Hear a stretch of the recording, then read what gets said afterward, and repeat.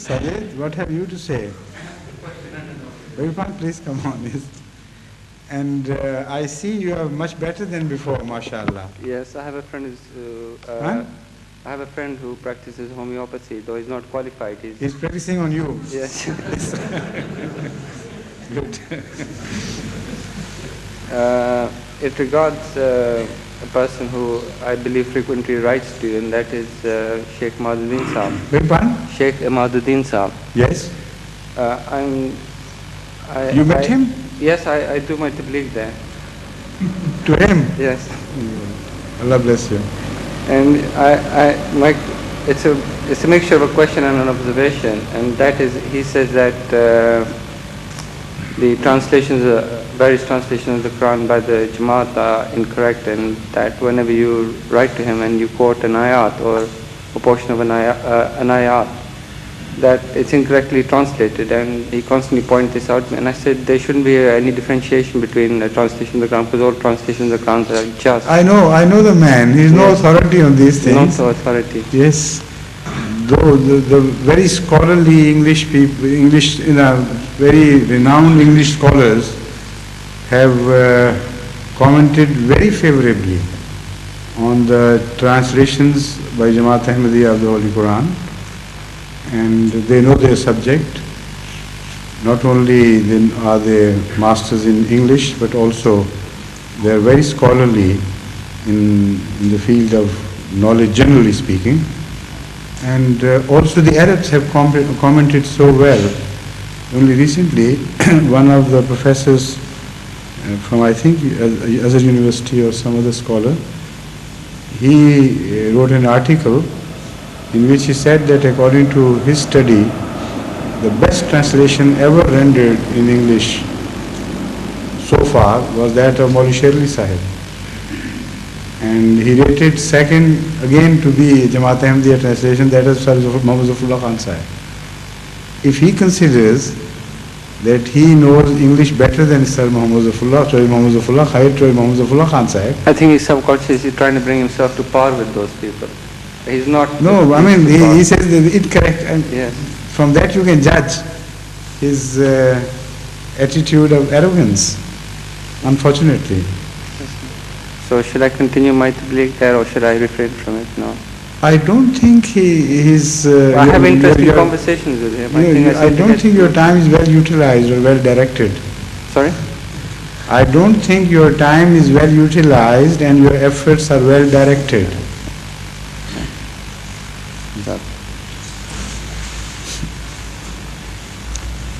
You consult Saki Sahib, he knows that gentleman better.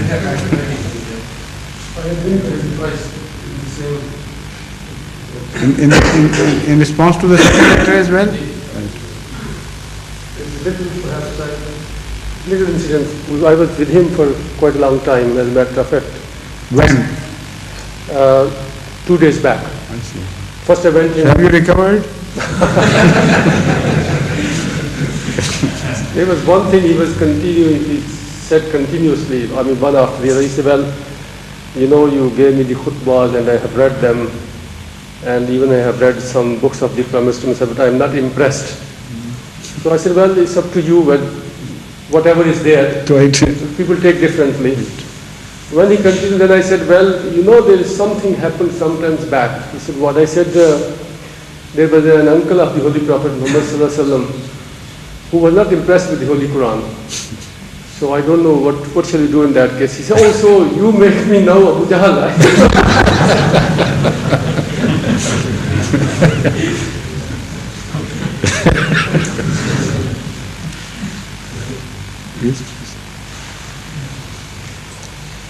Assalamu alaikum, Hazur.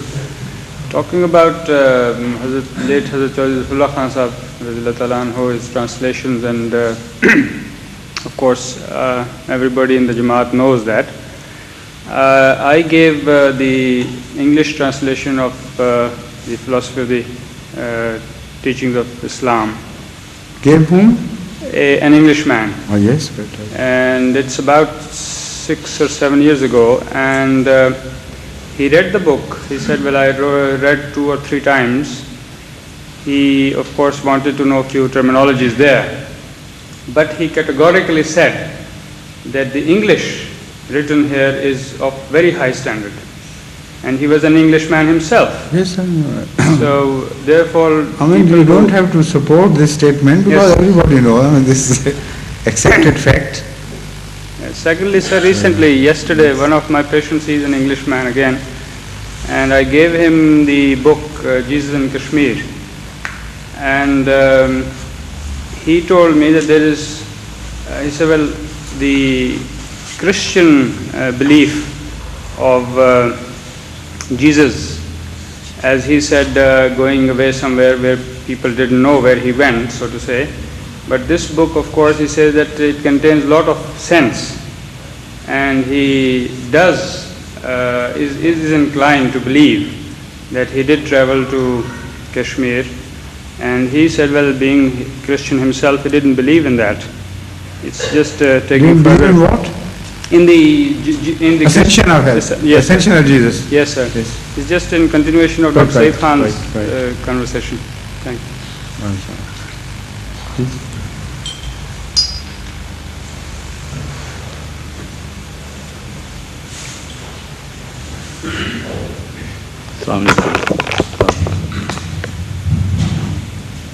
I'd like to make an observation in continuation of talking about the Quran's translation. I've read I've sometimes compared the translation of the second Khalifa's Urdu translation, and as compared to Choizafullah Khan's translation, if you translate from the English into Urdu, there are some discrepancies. I wonder if From English into Urdu, or from Urdu if you compare the Urdu translation and the English translation. which one is the original and which one is the translation, and which particular article or khutbah are you speaking about? So I'm speaking of the second Khalifa's translation of the Quran. Of In the Urdu, Holy- Tafsir Sari. Aha, you mean that. You Yes. should say, Yeah. you're speaking of the translation of Tafsir Sari. Now I follow Yes, you. yes. That's right, yes. There are some Who discrepancies. rendered this? I don't know any of any such translation having been published at all. Tafsir Sari as such has never been rendered into English. No, it's in Urdu. Yes, If you compare that that's with right. the English translation of Choizafullah Khan. Yes, you find some differences. Yes. Of course there will be differences in every translation because the Arabic text offers you many options in translations, and it is impossible to include all those options in one translation. For the sake of continuity of the subject, you have to choose one of so many possibilities. So obviously the translations would differ, and this is why one translation of the Holy Quran would never be enough. There is again perhaps some people make a fine distinction between rendering and translation and insist that it should always be referred to as a rendering of the Holy Quran into some language and never a translation, because the Holy Quran defies translations. Now, what that fine distinction is between rendering and translation, that I would not know. I don't know myself. Because I was having a discussion with a Rarindi But still person, there is some difference in connotation. and he said that, look, you Ahmadis at least should have the same sense conveyed from the same Arabic. So I did not No, have any reply because the to Holy that. Quran is such a vast book, in so short a language, it has expressed so much.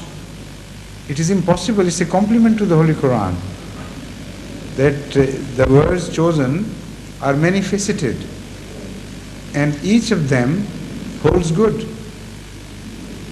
I mean, they are not at odds with each other. These translations agree with each other. So there are many threads, and this is what has been established by Hazrat Rasul Akram sallallahu alaihi wasallam himself, that the Holy Quran has 7 butun, that is the 7 hidden layers of meaning, and each layer is consistent in itself.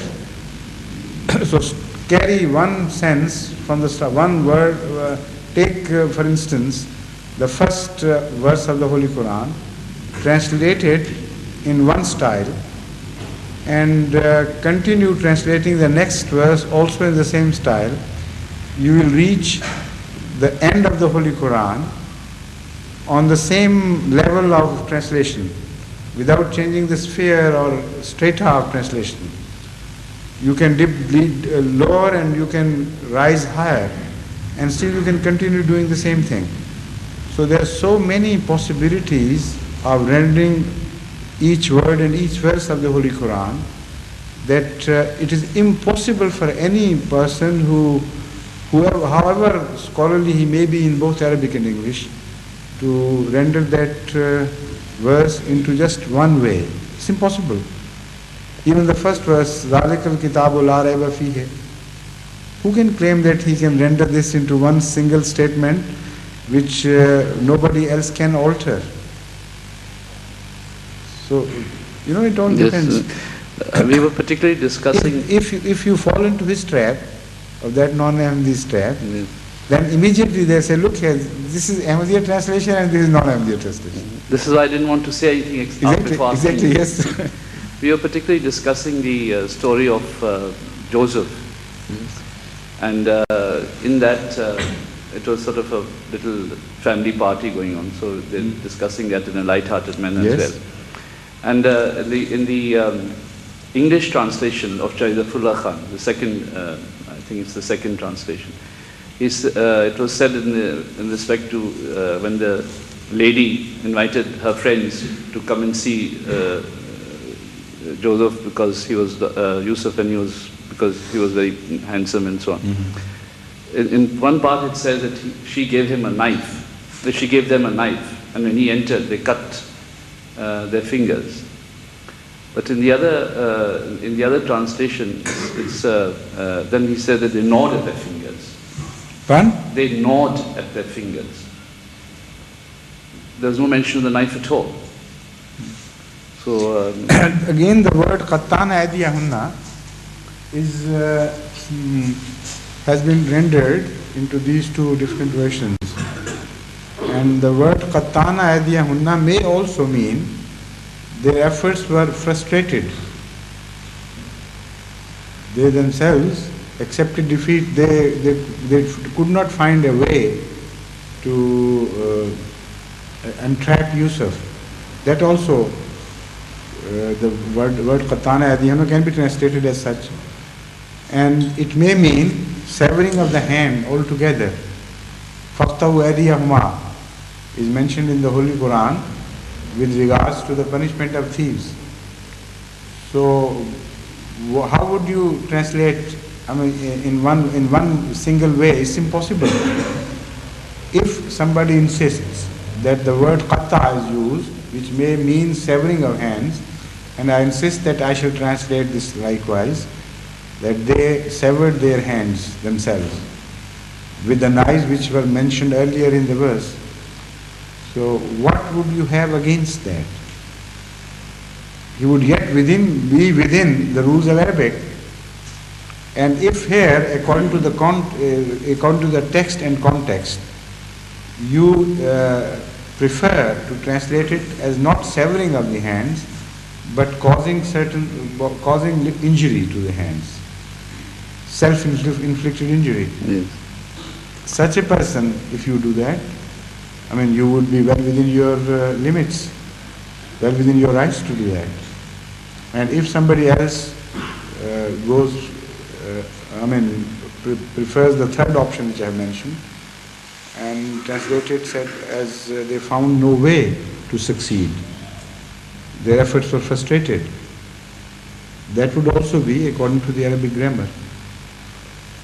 So this my explanation was, I just want to ask. Helpless. Yes. Fine. I said to them that, look, you are just making a mountain of a molehill. This doesn't really affect your belief in the Quran or anything of that sort. So if you want to make a fuss about it, you can make a fuss. It is the beauty and the superiority of the Quranic language which makes it difficult to render it. It's a compliment to the Holy Quran. So nobody can present any two translations together which totally agree with each other. It's impossible. Not that one is right and the other is wrong. in some places it may happen.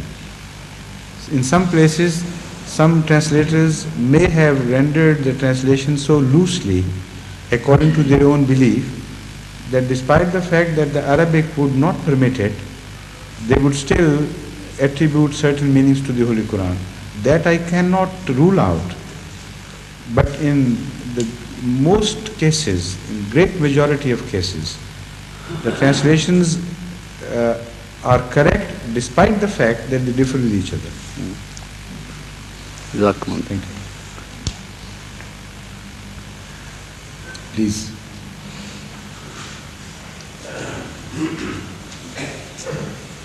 Assalamu alaikum.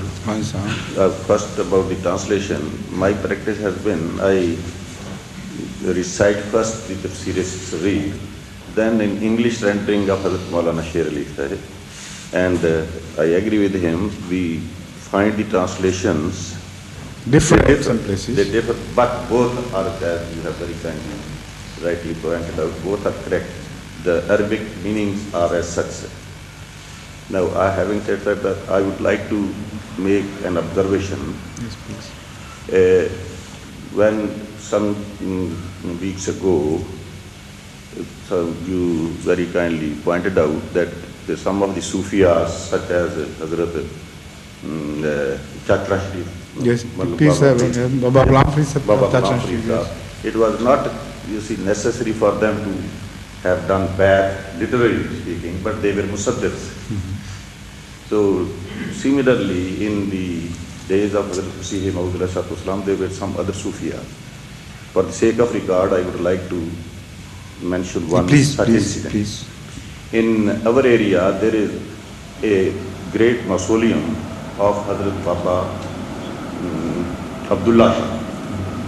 If we go from Phagwara, on the main line towards Rahon, Banga and Namashahar, it is the second station. First come to Mandali, then come. Is he the one who has been mentioned by Hazrat Masih Maud himself, having supported him? I have not read, it may be. I think I remember one Abdullah Shah having been mentioned by Hazrat Maybe that might be the case. I'll find out. Yes, but in my studenthood days, while I was in the high school, I had to go there twice, 33 and 34, as a Boy Scout to their course.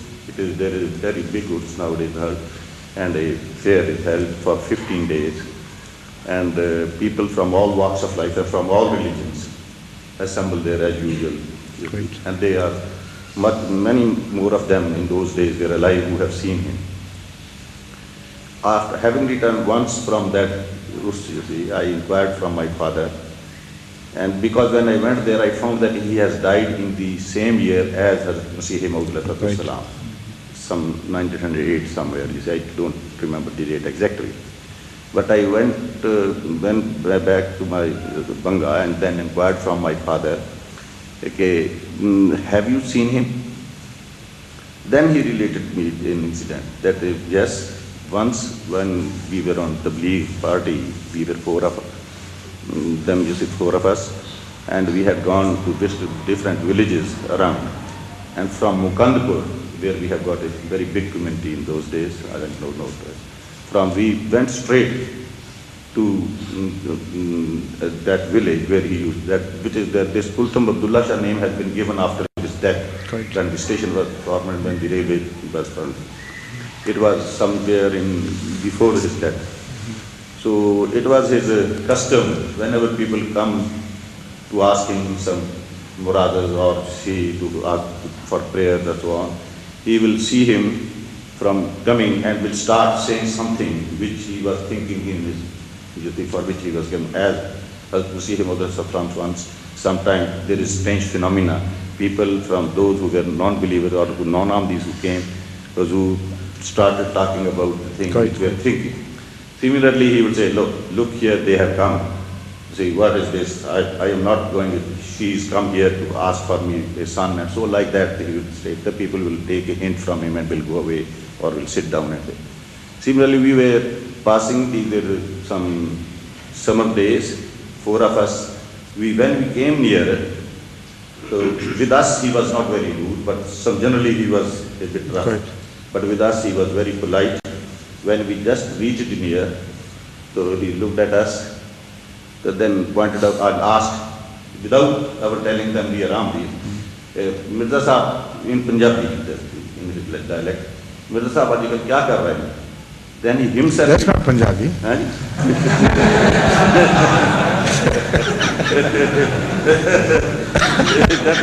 This was the theme, sir. I could not remember.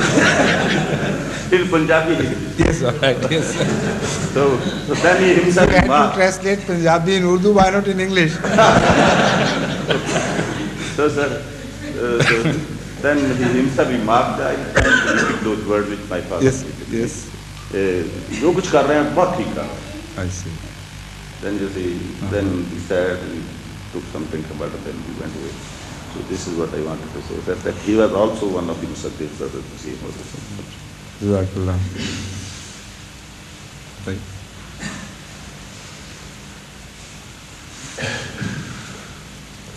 Assalamu alaikum. Wa alaikum assalam. I wish to seek some advice from you on Haququllah and Haququl Ibad. In general life, sometimes there are occasions when somebody is mentally set to attend some prayer meeting, to come to some regarding the Haququl Ibad. At the very moment, something rises up in the family, some relative comes along, he insists to sit down there. I always feel very difficult which one should take the precedent. You know, number one, if you go deeper into the question, there is no possibility of a clash between Haququllah and Haququl Ibad. At occasions, Haququl Ibad become Haququllah. So apparently you are giving them preference over some so-called Haququllah, but it's impossible in the life of a Muslim to give preference to anything over Haququllah. In those situations, Haququl Ibad do become Haququllah because Allah wants you to attend to them. And they become the best form of worship. So this is why Hazrat Sallallahu Alaihi Wasallam, in response to various queries, answered differently at different times and described the best worship to be quite different at different occasions. At one occasion, when he was asked, what was the best act to please Allah? The response was, go and serve your mother. At another occasion, the response was, go for jihad, this is the best. At a third occasion, he would say the prayers properly. All these were mixed together. There was no difference made between Haququllah and apparently Haququl Ibad, you know. The best acts sometimes became Haququl Ibad and sometimes became Haququllah. In the cursory view, I mean. But in reality, he saw religion as one unity, one complete whole and entity which was not broken up. These are broken up and facilitated for our sake, so that we can further categorize them. But in the deeper sense, they are one and the same thing. The Haququl Ibad in Islam begin with Haququllah and emanate from Haququllah. This is why the Holy Quran tells us that Hazrat Sallallahu Alaihi Wasallam first traveled towards God. And when he reached God, as close as no one else could ever reach or will ever reach, Dana fatadalla. In this tadalla, the second tadalla, means then he descended towards the mankind. Hazrat Masih Maud ﷺ has written a most beautiful commentary of this verse, telling us that those who love God out of the love of the Creator must love the creation. It is impossible to totally separate the Creator from the creation, because He is manifested in His creation. And if you truly love, the Creator, you have to love the creation as well. You can't treat them differently with different yardsticks. So he explained that having loved Allah truly, it was a natural consequence that having realized the beauty of God, he had to love his creation and his creatures. So he suffered all his life for the sake of turning them to his object of love, that is God. Yes. That was the best service he could render them. So in Huququl Ibad as well, the best service he could choose merged with Huququllah, because the first choice was to call them to their Creator, and then also to serve them in so many other ways, but mainly because out of love for God. This again has been further explained by Ahmad sallallahu alaihi wasallam himself.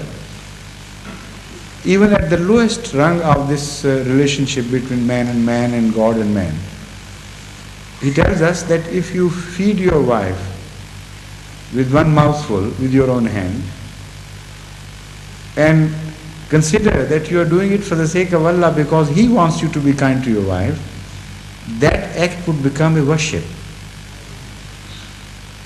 So that's the most ordinary happening of ordinary life, which nobody could ever conceive outside Ahmad sallallahu alaihi wasallam, to declare to be a part of worship.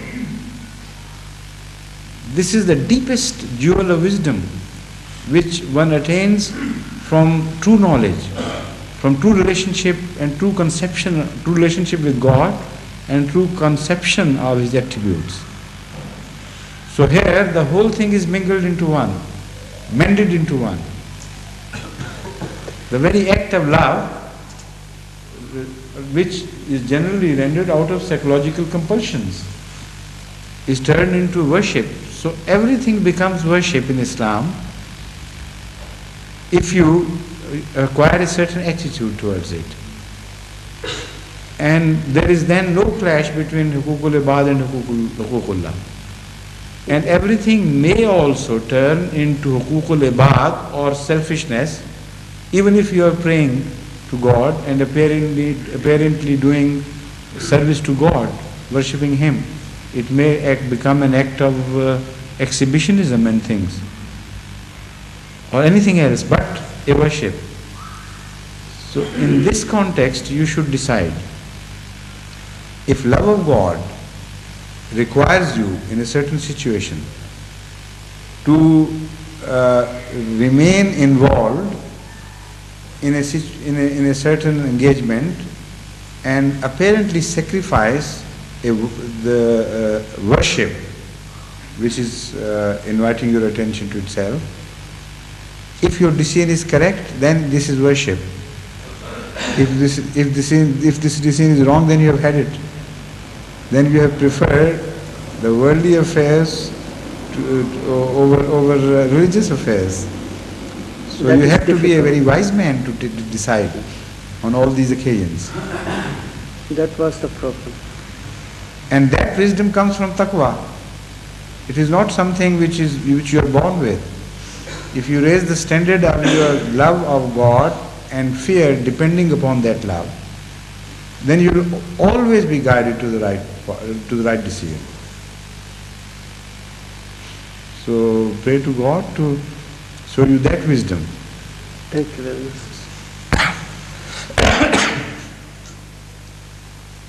Yes? Any other question, please? Yes?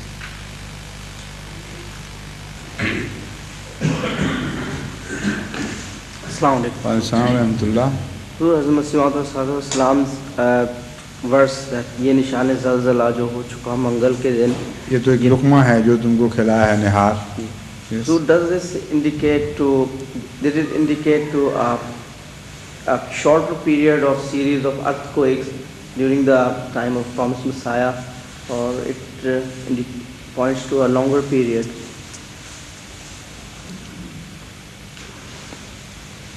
Of course, when the word nihar is brought into focus, it means a much longer period. Nihar means early morning. the first thing you eat in the morning is nihari. The first thing you give to the horse in the morning is also called nihari. So nihar means early morning, which is called in Punjabi fajre. As the day breaks, that is called nihar. So ये तो एक लुकमा था या लुकमा है जो तुमको खिलाया है निहार, which means that it is just the beginning of the end. Greater and severer expressions of Allah's wrath are yet to come. And if by one day, full day, you mean the first century of Hazrat Masih Maud, the parents, then what started at the Nihar is going to end up now, within the next few years, before the close of the century.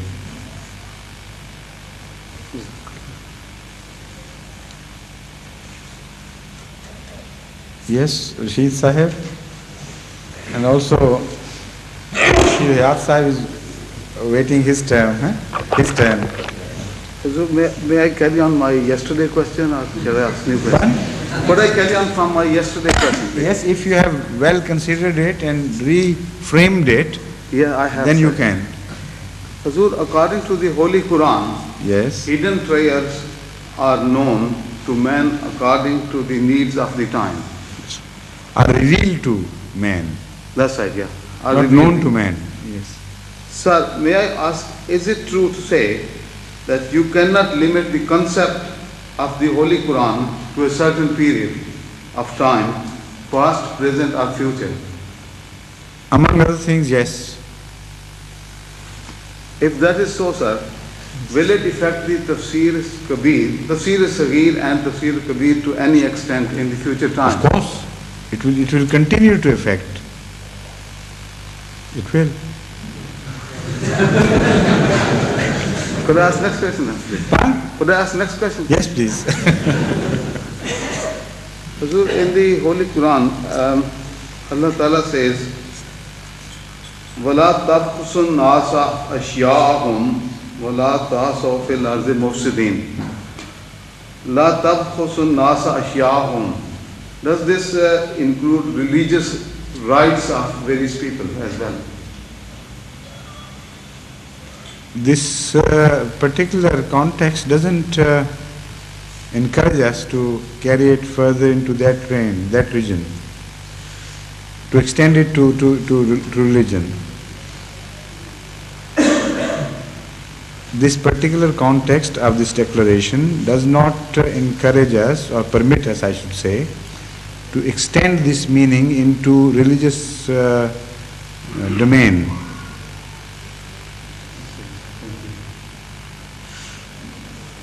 But you may somehow, if you carry the subject from some previous verses and prove your point that here the religious meaning can be carried from that point, then when you pass through this verse, this would also acquire that connotation. It is possible, but apparently I don't see such possibility as you mentioned it.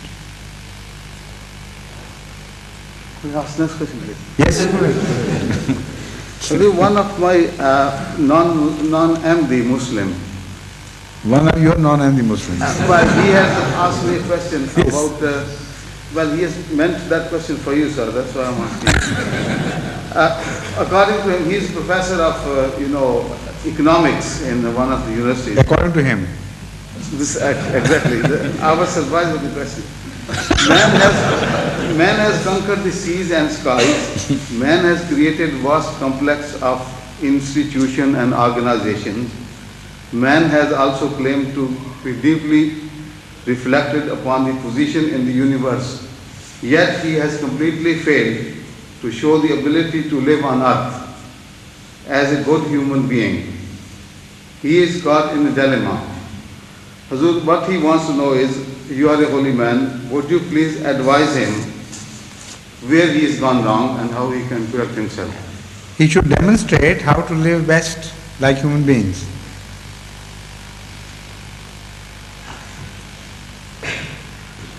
his concept of living best like human beings is at odds with what he finds in reality how the human beings live. You know, these two the reality of the human actions does not agree with his concept of how best human beings should live. Is that not right? So the opportunity for him to demonstrate how best human beings should live, he should demonstrate it. Otherwise we will never know.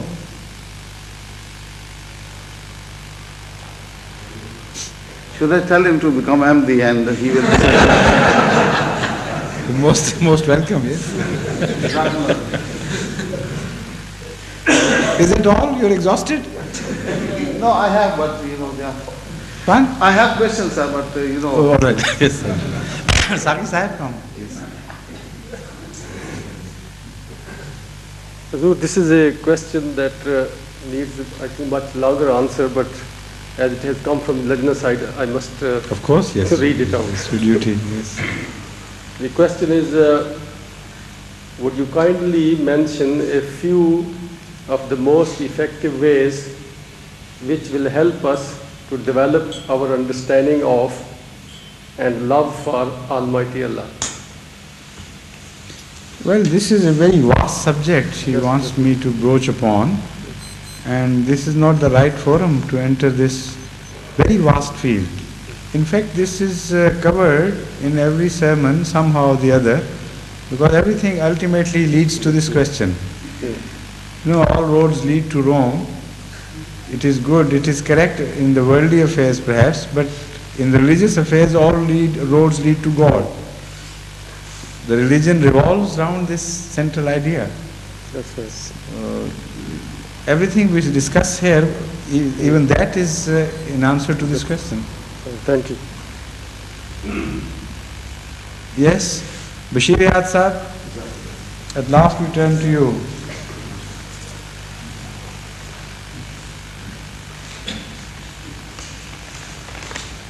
Assalamu alaikum, Hazur. Wa alaikum salam wa rahmatullah. Hazur, as the name of Khalil Ahmed Nasser has been mentioned, Yes. I was very much touched to know. As he was a friend of mine from my student days. Is that so? Yes, Hazur. Were you And fellow we were students? living in the same mahalla at Darul Rahman. Classmates? Were you classmates or you were together? No, we were not contemporaries? classmates, but we were the same mahalla, living at very close to each other during school days. In which mahalla? Darul Rahman, Qadian. Yes. And after that, I went to East Africa, and he went on some university, invited him sometime to deliver a lecture. Right. And I met him in Nairobi, Kenya also. And he gave me very good advice, for which I was very thankful to him. Mm-hmm. And as a result, I am here in this country.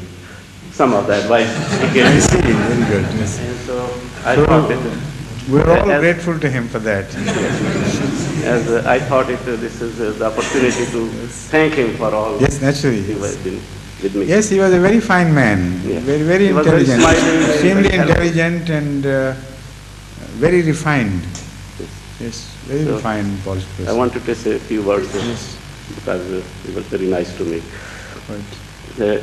Hazur, Ahmadis say 8 rakat for Tarawih prayer, which some other Muslims say more than the above number. Would Hazur kindly advise us whether it is necessary to say 8 rakat only, or could we say 20 rakat like some other Muslims if the time permits? It depends on many factors. We prefer to say 8 rakat because most of the traditions that have come to our knowledge tell us that Hazrat sallallahu alaihi wasallam used to say 10 nawafil, 10 in twos, 2 rakat each, and then he would say 1 at the end to turn it into an odd number. Now that because it included 3 witr, the last 2 and 1 are witr, so it is obvious that he said 8 nawafil. And because most traditions speak of that, so we follow this. But some traditions also mention his having said prayers more than that. Now it is just possible that occasionally, as the time demanded, or when the nights were lengthened out, he might have said prayers beyond 8 rakat. So if some people follow that, there is no harm. But we go by the general practice, the practice which he most often stuck to. And that is, to my best knowledge, 8 rakat plus 2 witr and plus 1 witr. So as far as the rakats are concerned and the time consumed is concerned, this varies from person to person. For 8 rakat of Ahmad, almost 2/3 of the night would be consumed. And it is also possible that when he used to do that before a clear injunction of the Holy Quran told him to take it easy and not to overburden himself and reduce the number of these rakats. Until then he might have been doing that which you referred to, and later on when he was instructed clearly by Allah to look after his own comfort as well and shouldn't stand all the night, then he might have reduced the number of these rakat. But even then that would take quite a long time. So as far as the time permits part of your question is concerned, if the time permits, you said, I can't answer to that, because the time permits may apply variously to various people. If you are saying your rakat rapidly, the time may permit you to say a rakat, 100 rakat in an hour or so. And when I say that, that's no exaggeration. There used to be an agricultural assistant posted in Rabwa who told me once, in presence of so many people, he was a non-Ahmadi of course, that sometimes he has said 1000 rakat in a night. Imagine. I said 1000? He said yes, 1000, full 1000. So imagine about the speed of that, that prayer. He would be fanning and sending air right and left by saying prayer at that speed. So the prayer should be said meaningfully, purposefully, with your heart in it, with your mind, application of your mind. And if you do that, normally the time available to us for tahajjud doesn't even permit us to say full 8 rakat.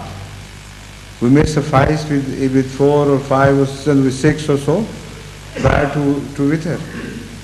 So I'm really surprised at those who can say 20 rakat in that limited time available to us and yet consider the prayer to be said properly as it should be said. The most essential is not the number. The most essential is your application of mind and heart and your involvement in the prayer. If that is carried, sometimes you don't even pay heed to the passing time. You are so involved in some prayers that you don't know what's happening to time around. Hazrat Mauli Sherli Sahib, I remember once he visited Ahmadiyya hostel and he stayed with us for a few days I should say. So at times he was involved in tahajjud prayer and wouldn't know whether the morning azan call for morning prayer has been made, and he would be late for the morning prayer, and then he had to say his sunnah after the prayer, and that sometimes he would extend beyond the sunrise. And once he said to us that, please tell me, sometimes I'm totally lost, I don't know. I can't keep the count of time. So if I'm closing to I'm nearing the sunrise, because it's forbidden to say any prayer during the sunrise, please let me know. I heard that from him myself. So we used to laugh at this at that time with love, of course, not with mocking. But everybody loved him so much that that was the sort of joke, enjoyed by us. There are certain jokes which are bad, filthy jokes. There are certain jokes which are pious jokes. So this is an example of Ahmadi jokes of those days, So it depends on how you are saying your prayer and how much you are involved in it. To complete the number 20, if that is hanging like a sword over your head, I wonder what sort of prayer would you be saying?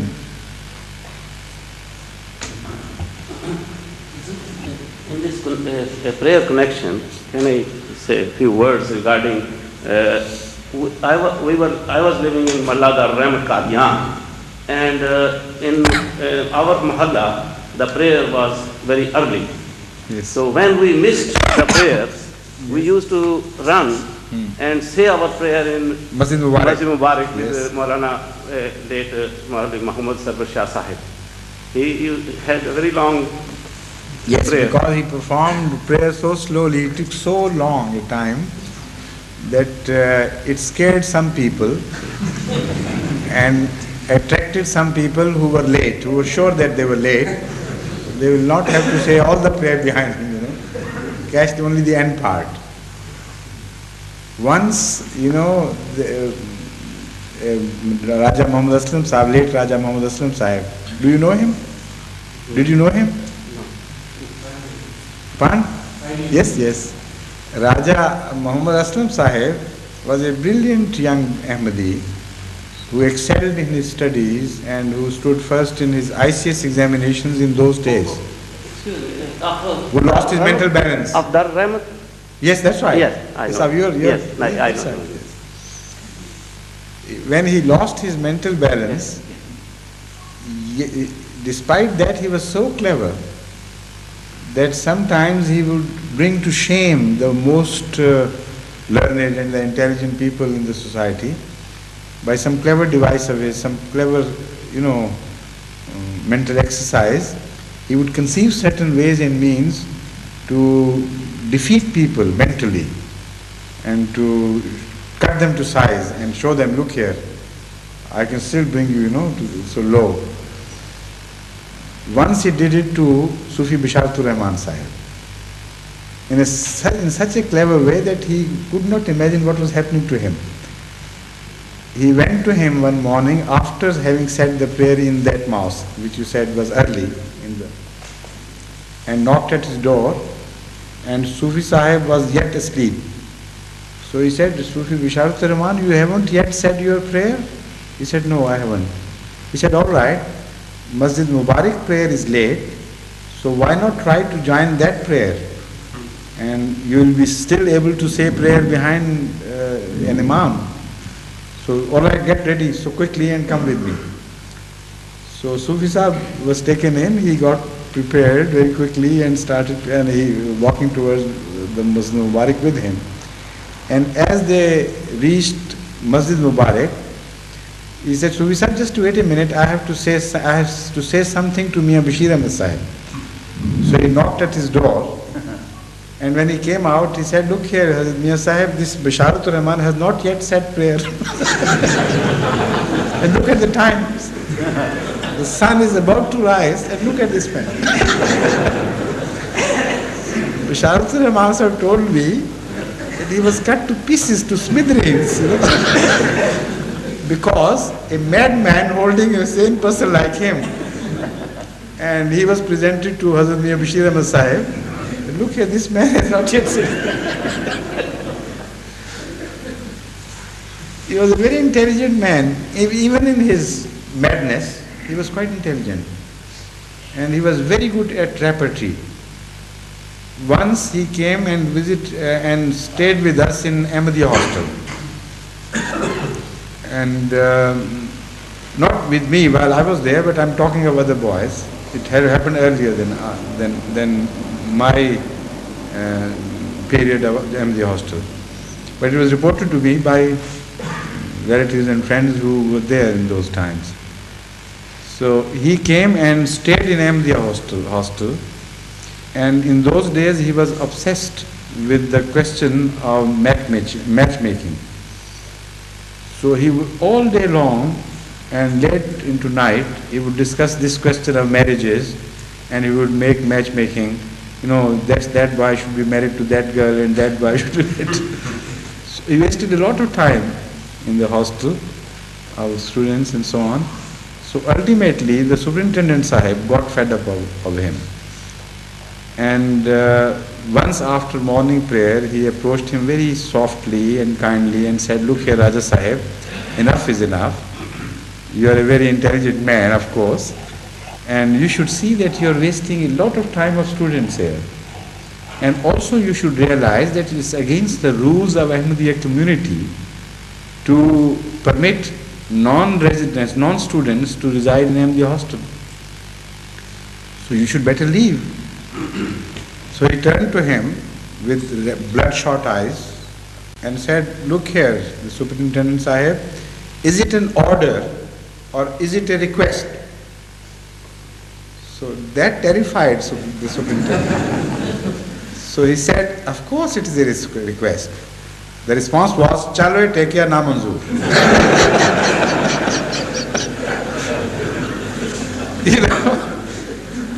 Tekiya is a word of disrespect, He waved him off. He said, "If that is a request, I reject that request."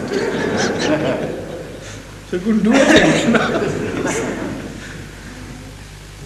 That sort of Ahmadis have produced some madmen who are, by ordinary standards, who are quite intelligent people, Yes? Wa alaikum salam rahmatullah. Hazur, Promised Messiah mentions in one of his books that Pontius Pilate was executed after the crucifixion of Jesus. Is this information documented anywhere? Well, yes, thank you so much for pointing it out. I think an investigation has to be made in this direction. It has not yet been made by any Ahmadiyya scholar to my knowledge. But I will appoint someone. Have you been able to do it yourself? Well, I've heard that there is a book that is newly out called The Mythmaker, which is about St. Paul. We haven't been able to obtain a copy yet. Mm-hmm. But the man that mentions it. Well, I don't know. The man in the bookshop said that he had read a book about Pontius Pilate and he has it in his pile and he's looking out for it. I think Nasir Ward is the right person to see into this, because he's very good at Roman history. Yes.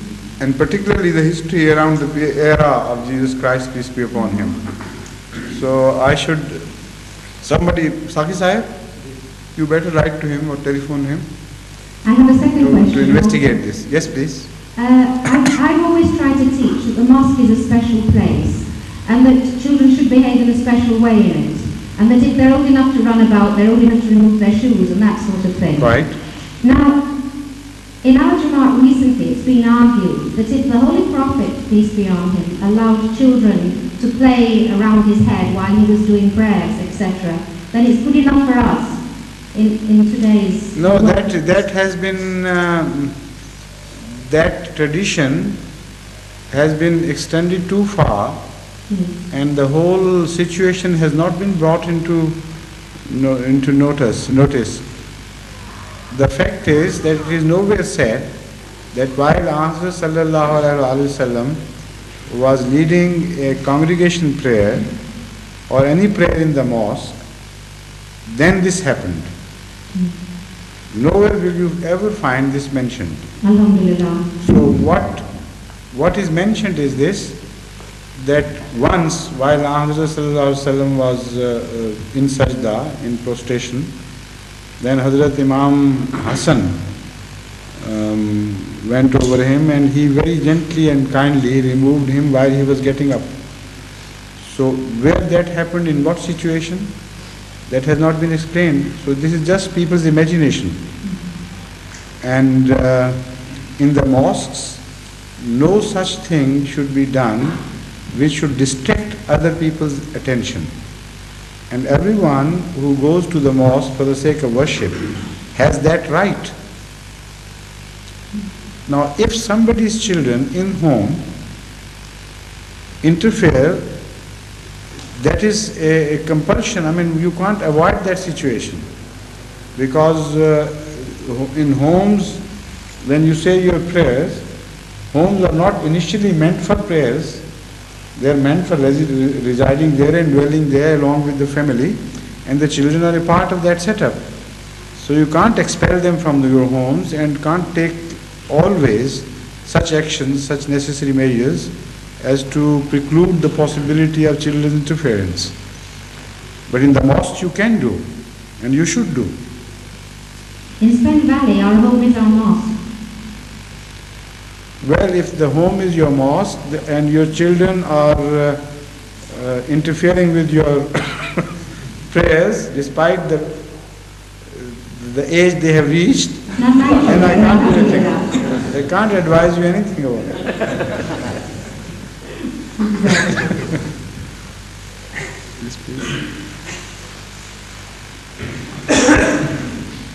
Huzur, with regard to Pilate, I understand it is well documented that he was executed. Sometime after the crucifixion incidents, he was imprisoned and subsequently he was beheaded. Apparently, this is written in a book about Pilate, and as Sarma said, we have asked the bookseller to get us that. No, but how can you say it is well documented? Well, he said he has a book about Pilate. So you have not yet seen? We haven't seen it, but... So you can't say.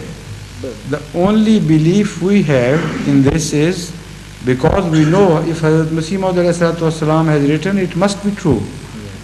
He must have found some authentic mention of this because he was a very widely read person. And in those days, whatever was available about Christianity, he would have his hand access to it and find out. And also people would keep sending books to him, his followers later on in life. So if he says it, it must be true. And we should find an authentic source, a reliable source as well, not just that you have read in some book. Because many a book is now being published on Christianity and Judaism, which may contain material and which do contain material, which is not at all reliable. And this book has to be, a book of the early century, of early 20th century. Because if Hazrat Masih Maud ﷺ has mentioned, of course he didn't read the book which is now being published. He must have read it in some authentic book of that time. So what I mean is we should try to lay our hands to that book or such literature of that age. According to Shopkeeper, this is a book biography of Pilate. Of course it would be a biography of Pilate, I agree. But the fact is from where he has taken his facts.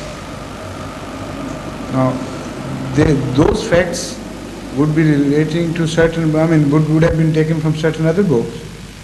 So by investigation I mean such a scholarly investigation to find out the sources and judge their authenticity and then come out with a solid proof in favor of what Hazrat Masih Maud ﷺ has said. And even otherwise, this is a very likely situation because most often than not, the people who oppose the prophets, they are punished in this world as well. If they escape punishment occasionally, that is a very rare phenomenon. For some reason we don't know.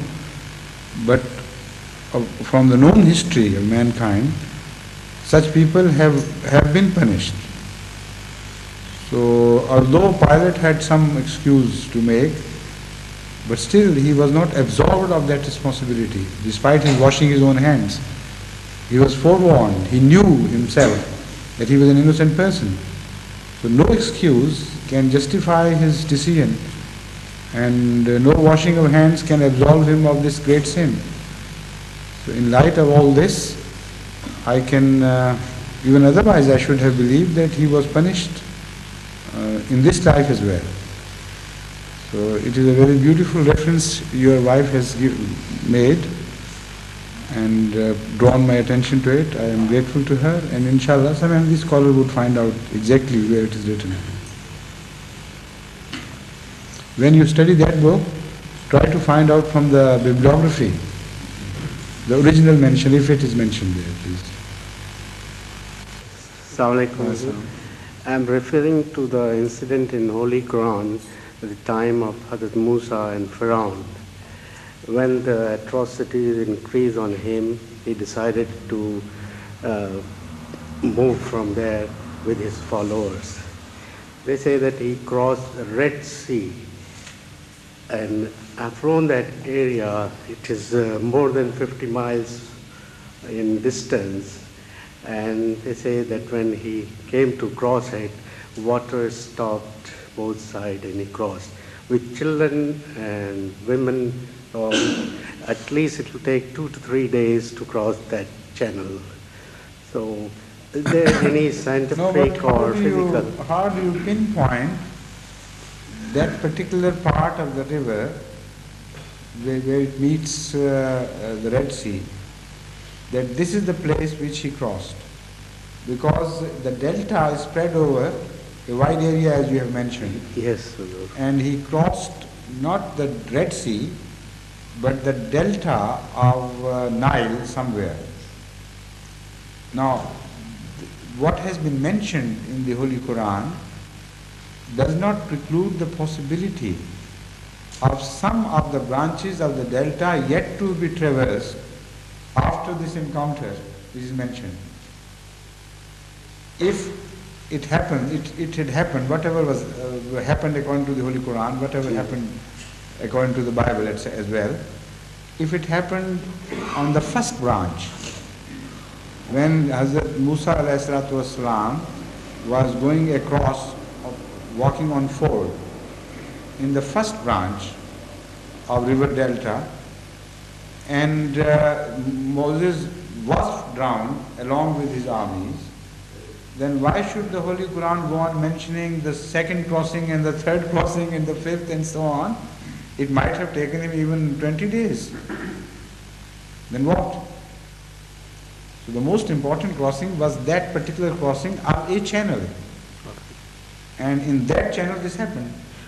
Well, those channels are there in the river Nile, but the Red Sea is not a river, or there are no channels to it. No, I'm talking of delta. Delta falls into Mediterranean. And no, I'm sorry. I was not concentrating on the word Red Sea. Yes. What I'm saying is the Holy Quran does not mention Red Sea at all. Where is it mentioned? No. I'm only talking in view of the statements of the Holy Quran. Yes. The Holy Quran does not speak of Red Sea at all. It tells us that he crossed you can translate the same word as water. River. No, the river as well as the sea. So that's again the beauty of Arabic language. Is the most appropriate word to be applicable to a place where both sea and river join, and occasionally they change waters. Sometimes it's the river water which is sweet, occupying that area. Sometimes it's the sea water, which at the tide time, at the even tide, it comes and replaces the river water, or gets mixed up with the river water. So that is the sort of place as has been described by the Holy Quran, because it describes of two tides on either side. That is, when they meet, there is a tidal wave created from both pressures. Pressure of the river flowing down and the pressure of the sea rising. And when they recede, a passageway is created in between. So that is the sort of description of the Holy Quran which tends us to believe that a delta is being described. Right? Right.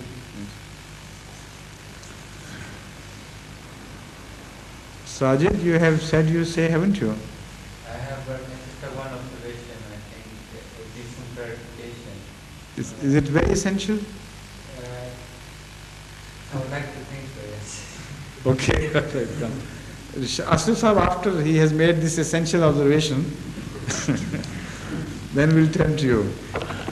There was a dream of the promised Messiah that when it was revealed to him by Allah that he would be promised Messiah, a ditch was dug and the goats were lined up, sheep were lined up along this ditch from east to west. And when the order was given that he was the Messiah Mahdi, They should be slaughtered. I just want to know if that ditch was running from which direction it was running. From west? This was a vision. This was a dream of Hazrat Masih Maud ﷺ. And in that dream, the message is quite something else. The direction of that ditch is not at all important here in this context. The fact is that the message given revolves around one verse of the Holy Quran. Lola du'aukum Qul ma ya'ba'u bikum rabbi lola du'aukum faqad kazzabtum fasawfa yakunu lizama. This is the verse which was revealed to him through angels in that dream, and this is the central point of the whole dream. What does that particular ayat translate to in English? That means قل ما يعبأ بكم ربي لولا دعاؤكم. O Prophet, tell everybody that had you not yourself called for help from your God, prayed to Him, He would not care for you. فَقَدْ كَذَّبْتُمْ فَسَوْفَ يَكُونُ لِزَامًا. But because you have rejected this phenomenon of coming into contact with God, you don't pay heed to this, you don't consider it important, that is كَذَّبْتُمْ. فَسَوْفَ يَكُونُ لِزَامًا. The consequences of this rejection are going to be tagged to you. They will be chasing you, they will not leave you. They will be upon you, that is lizama. That they must ultimately overtake you. You can't escape these consequences. So the importance between the contact of God, of man with his Creator, or an urge in him, or a desire in him to come into communion with God, is mentioned here in this verse. And if that desire is dead, then the whole purpose of life is wasted. And the consequences of such lack of contact with life is like severing one's cord, severing the cord of an embryo with her mother. So this is the sort of description which is made. And once that cord is severed, then the body would decay. There's no spiritual uplifting then. Yeah. Ashraf Sahib? Assalamu alaikum. I want to add an important incident in the life of Khalil Ahmad Nasser. He was sent, when he was in Washington as Muballigh, he was sent by Hazrat Khalifatul Masih Sani Radiallahu Ta'ala to Japan to represent Islam and Ahmadiyat, because an international religious conference was being held over there. I wanted to add this. Thank you. Hazur, I believe in daily 5 prayers, when we say one's attention is concentrated by the meaning he understands what he's saying. Ever since from my childhood, I learned the translation of the meaning of prayer, words which we use. But after that one, I had a desire to find out more commentary, what the word this means, and expand how much and this. And after that one, I feel that it is easy to concentrate and to enjoy the prayer a lot more. So it provoked the idea to make a request to Your Holiness if we can have some kind of commentary on the wording of the prayer, so that everybody could make. Well, some commentary by way of illustration I have already made in some sermons. In the written form, sir. So no, that but those sermons will be published. But you can't exhaust this subject. It's not possible. I know, but if it could be summarized in a kind of small booklet, everybody could. I go say through it. when those sermons will be published on the prayer, particularly on this aspect of the possible scope of meanings in each word and how we should make use of them and how we should concentrate and expand our universe of the prayer. When they are published, naturally you will be able to draw some benefit from that.